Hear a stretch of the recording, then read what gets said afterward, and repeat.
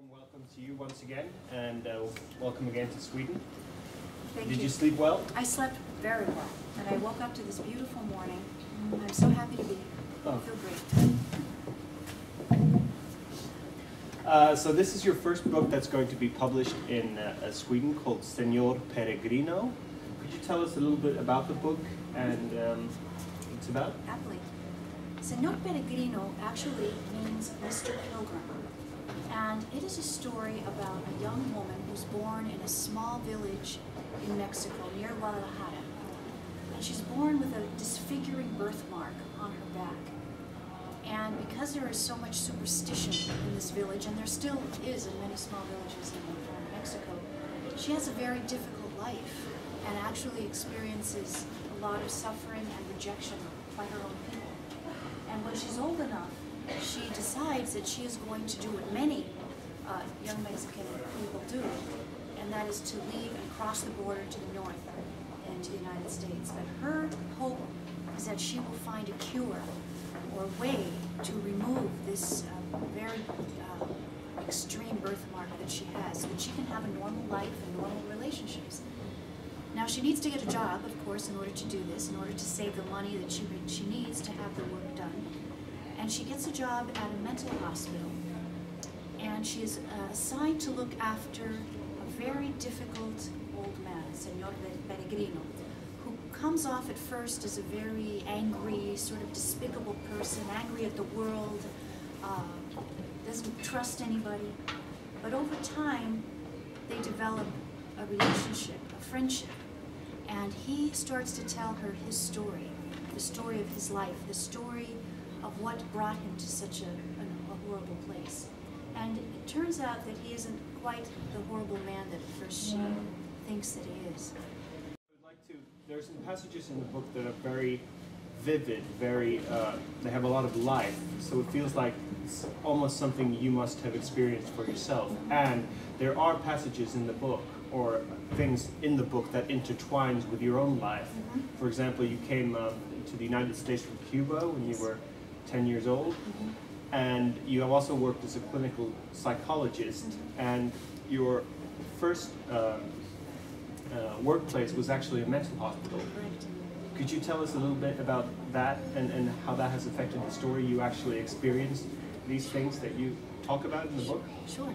Well, as Gustav mentioned, I am myself an immigrant. I was born in Cuba during the midst of the revolution, and my family left Cuba to live in the United States, as so many Cubans did.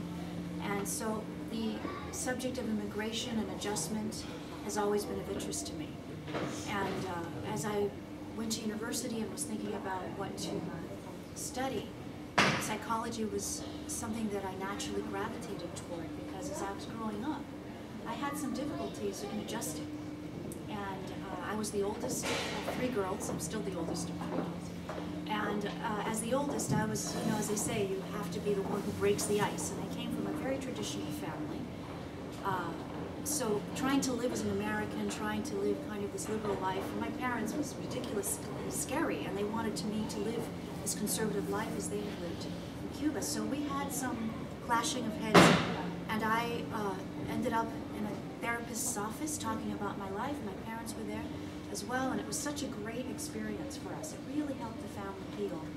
That then, as I was older, I decided I wanted to do something like that as well. So I went into the field of psychotherapy and psychology, and I worked primarily with immigrants because I am a Spanish speaker, that's my first language, and most of the immigrants in the part of the United States where I grew up in California are Spanish speaking.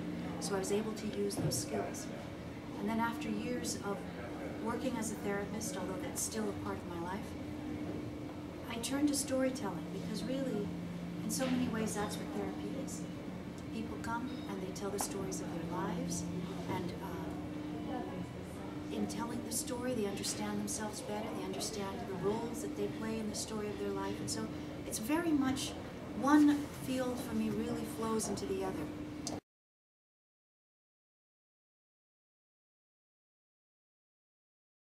Were there any particular reason that you started writing? Well, I've always sort of had this thought about it, you know, because I was in university, I sort of toyed with the thought, and I've always enjoyed writing and reading, of course. But I didn't feel like when I was that young they really had much to say about it. I wasn't sure what I'd write about. So it took a while, it took many years of living in the world and going through things and experiencing people in life for me to get to a place where I felt that, well, maybe I do have something to say, maybe I'm ready. Maybe it's a little bit later than it is for a lot of people. Everyone has their own timing. So I think it was just that desire to want to reach out and share with people what I had experienced through my clients and in my life. And it was also kind of a way for me to keep my own sanity. I think writing is a fabulous way for people to clarify their thoughts and their direction and their focus in life. It's something I often tell my clients to do, and I encourage them to do. So I took my own advice, and one thing led to another, and I really love to write fiction because it's so liberating, and it's very liberating, and just allows your imagination to go wild, and it feels like nothing else really. It's something that is such a blessing for me.